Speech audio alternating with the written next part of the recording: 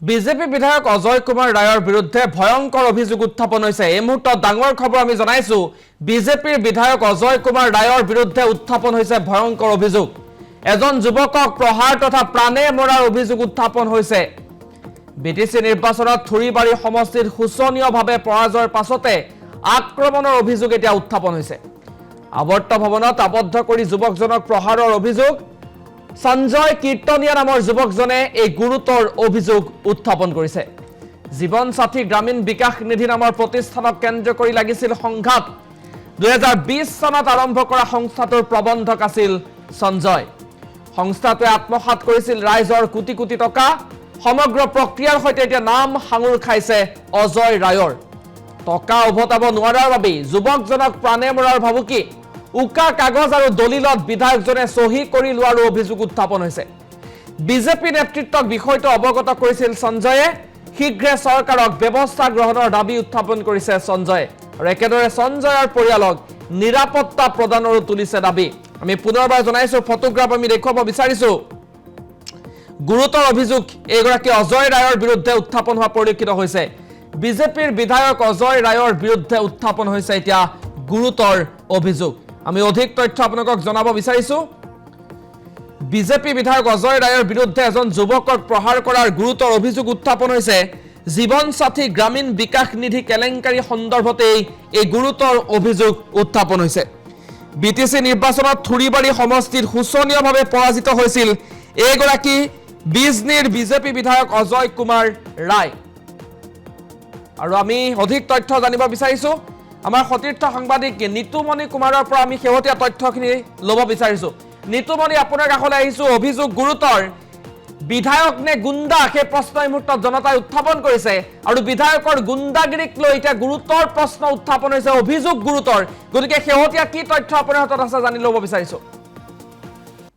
চাওক, আচলতে যি ভুৱা বিত্তীয় প্ৰতিষ্ঠানৰ লুণ্ঠন, ৰাজ্যত বিভিন্ন ধৰণৰ ভুৱা বিত্তীয় প্ৰতিষ্ঠানে লুণ্ঠন চলাইছিল। আৰু সেই যি ভুৱা বিত্তীয় প্ৰতিষ্ঠানৰ লুণ্ঠন, সেই লুণ্ঠনক কেন্দ্ৰ কৰিয়ে এতিয়া এগৰাকী বিধায়ক বিতৰ্কত সোমাই পৰিছে। সেইগৰাকী হৈছে বিজনীৰ বিধায়ক অজয় কুমাৰ ৰায়। আৰু অজয় কুমাৰ ৰায়ৰ বিৰুদ্ধে এজন যুৱকক আক্ৰমণৰ লগতে প্ৰাণে মৰাৰ ভাবুকি প্ৰদানৰো অভিযোগ উত্থাপন হৈছে। আৰু যি বিজেপি হাইকমাণ্ড প্ৰদেশ নেতৃত্ব যি আছে বিজেপিৰ, সেই প্ৰদেশ নেতৃত্বলৈও ইতিমধ্যে বিজনী বিধায়ক অজয় কুমাৰ ৰায়ৰ অভিযোগ সেই যুৱকজনে প্ৰদান কৰিছে। আৰু যুৱকজনক নিৰাপত্তা প্ৰদানৰ দাবী উত্থাপন হৈছে। মই সমগ্ৰ বিষয়টো অলপ দৰ্শকৰ জ্ঞাতাৰ্থে বহলাই ক'ব বিচাৰিছোঁ, কিয়নো যি সংস্থাৰ কথা কোৱা হৈছে জীৱন সাথী গ্ৰামীণ বিকাশ নিধি, সেই জীৱন সাথী গ্ৰামীণ বিকাশ নিধি এটা প্ৰতিষ্ঠান বিজনীত আৰম্ভ হৈছিলে। আৰু সেই যি প্ৰতিষ্ঠান, সেই প্ৰতিষ্ঠানত ৰাইজে কোটি কোটি টকা জমা থৈছিলে। আৰু সেই যি জমা ধন আত্মসাৎ কৰিছিলে সেই প্ৰতিষ্ঠানটোৱে। আৰু সেই প্ৰতিষ্ঠানটোৰ এগৰাকী দায়িত্বত থকা সঞ্জয় কীৰ্তনিয়া নামৰ এজন যুৱক, সেই যুৱকজন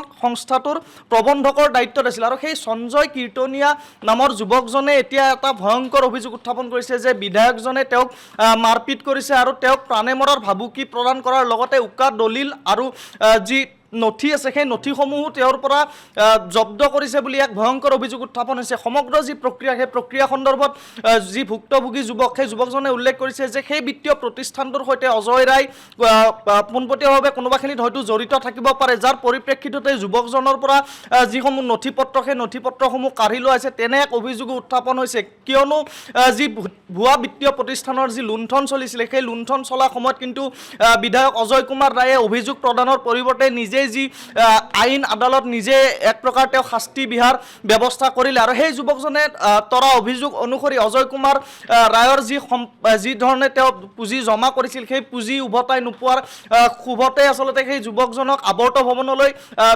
2025 বৰ্ষৰ 30 অক্টোবৰত আৱৰ্ত ভৱনলৈ যুৱকজনক আৰু তেওঁৰ এজন সতীৰ্থক মাতি পঠিয়াইছিলে বিষয়টো মীমাংসা কৰিবলৈ বা বিষয়টোৰ সোধা পোছা কৰিবলৈ। কিন্তু আৱৰ্ত ভৱনত সেই যুৱকজন অহাৰ পাছতে যুৱকজনক বান্ধি প্ৰহাৰ কৰাৰ লগতে যুৱকজনৰ পৰা বিভিন্ন ধৰণে নথিসমূহ সেই বিধায়ক অজয় কুমাৰ ৰায়ে লৈ যোৱাৰ লগতে বিধায়কৰ যি ফেৰনীয়া গুণ্ডা আছে, সেই গুণ্ডাই আক্ৰমণ চলোৱাৰ অভিযোগ উত্থাপন হৈছে। ঠিক একেদৰে যুৱকজনৰ লগতে পৰিয়ালক মাৰপিটৰ পৰিয়ালৰ প্ৰতিও এতিয়া জীৱনৰ প্ৰতিও ভাবুকি আহিছে, কিয়নো বিধায়কজনে যি জমা ধন বিধায়কজনে উল্লেখ কৰিছে যে জমা ধন উভতাই নিদিলে প্ৰাণে মৰাৰ ভাবুকি দিয়া হ'ব সেই যুৱকজনক আৰু এই বিষয়টোক লৈ আচলতে সমগ্ৰ বিষয়টোক লৈ বিজেপিৰ যি বৰমূৰীয়া আছে সেই বৰমূৰীয়াসকলক সেই যুৱকজনে অভিযোগ উত্থাপন কৰিছিল মুখ্যমন্ত্ৰী পৰ্যায়লৈ অভিযোগ ইতিমধ্যে গৈছে বিজেপিৰ যিজন বিধায়ক আছে অজয় কুমাৰ ৰায়ৰ যি মাৰপিটৰ যি ঘটনা সেই বিধায়ক নে গুণ্ডা আপুনি প্ৰশ্নটো উত্থাপন কৰিছে কেৱল অজয় কুমাৰ ৰায়ে নহয় বিজেপিৰ বিভিন্ন বিধায়কৰ বিৰুদ্ধে এনেধৰণৰ অভিযোগ উত্থাপন হয় কিন্তু এই যি ভুৱা বিত্তীয় প্ৰতিষ্ঠানৰ লুণ্ঠন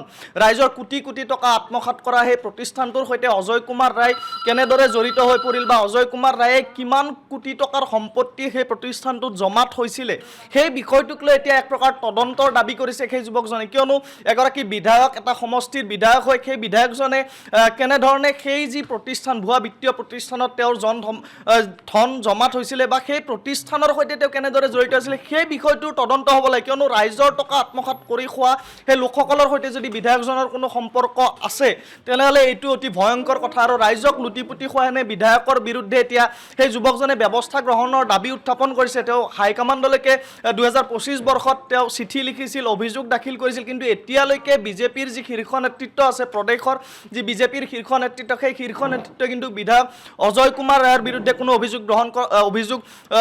কোনো ব্যৱস্থা গ্ৰহণ কৰা দেখা নাই যুৱকজনে অভিযোগ তৰাৰ পাছতো এতিয়ালৈকে এই বিষয়টোক লৈ বিজেপি নেতৃত্ব নিমাত হৈ আছে ঠিক একে সময়তে কিন্তু আন এটা প্ৰশ্ন উত্থাপন হৈছে যদি বিধায়ক অজয় কুমাৰ ৰায়ৰ যদি পইচা সেই স্থানত জমা হৈছিলে সেই যি লুণ্ঠন চলিলে সেই লুণ্ঠনৰ পাছতে কিয় অজয় কুমাৰ ৰায়ে আৰক্ষীৰ কাষ নাচাপিল সেই প্ৰশ্নটো উত্থাপন হৈছে তেনেহ'লে অজয় কুমাৰ ৰায়ে যি পইচা জমাত হৈছিলে বা যি ধন জমাত হৈছিলে সেই ধনৰ উৎস কি আছিল সেই উৎসৰ বিষয়টোক লৈ এতিয়া সচেতন মহলৰ মাজত ব্যাপক প্ৰতিক্ৰিয়াৰ সৃষ্টি হৈছে আইন আদালত বিধায়ক নিজেই নেকি বুলি বিভিন্নজনে প্ৰশ্ন উত্থাপন কৰিছে আৰু যিজন সঞ্চালক সঞ্জয় কীৰ্তনীয়া সেই সঞ্জয় কীৰ্তনীয়াৰ পৰিয়ালক প্ৰাণে মৰাৰ ভাবুকি দিয়া বুলি এক যি অভিযোগ উত্থাপন হৈছে সেই অভিযোগৰ পাছতে কিন্তু এগৰাকী জনপ্ৰতিনিধি যি দায়িত্ব আৰু কৰ্তব্য সেই দায়িত্ব আৰু কৰ্তব্যক লৈ বিভিন্নজনে প্ৰশ্ন উত্থাপন কৰিছে আপুনি যদি লক্ষ্য কৰে যিসমূহ ভুৱা বিত্তীয় প্ৰতিষ্ঠানৰ লুণ্ঠন চলিছিলে বিগত প্ৰায় এটা বছৰ ধৰি আমি সংবাদ মাধ্যমে সেই বাতৰি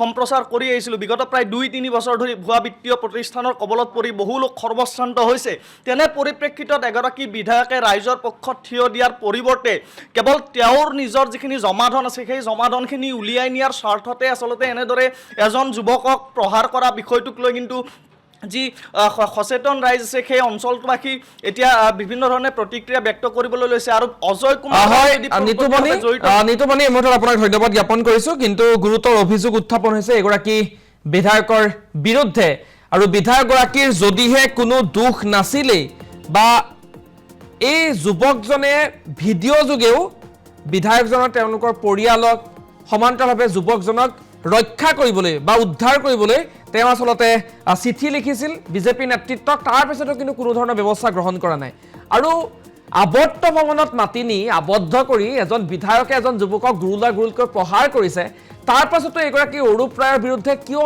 এতিয়ালৈকে ব্যৱস্থা গ্ৰহণ কৰা নাই সেইটো কিন্তু এই মুহূৰ্তৰ এটা ডাঙৰ প্ৰশ্ন